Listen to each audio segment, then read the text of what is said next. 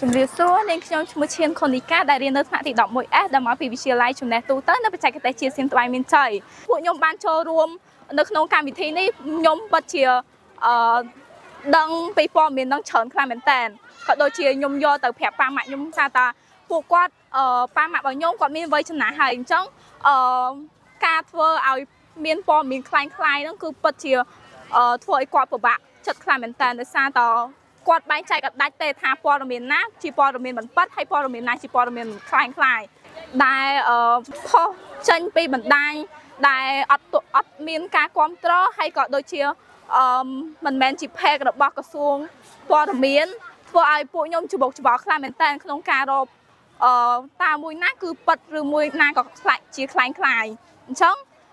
ធ្វើឲ្យពួកខ្ញុំពិបាកដល់ពេលពួកខ្ញុំបានមកស្ដាប់ការណែនាំរបស់ក្រសួងអញ្ចឹងទៅពួកខ្ញុំមានអារម្មណ៍ថាបានធូរស្រាលចិត្តជាងមុនដោយសារតបានយល់ពីព័ត៌មាន fact និងព័ត៌មានពិតហើយជាចុងក្រោយខ្ញុំមានសំណូមពរទៅដល់បងពូមីងដែលជាប្រជាពលរដ្ឋកុំឲ្យទុកចិត្តនឹងព័ត៌មានដែលមិនពិត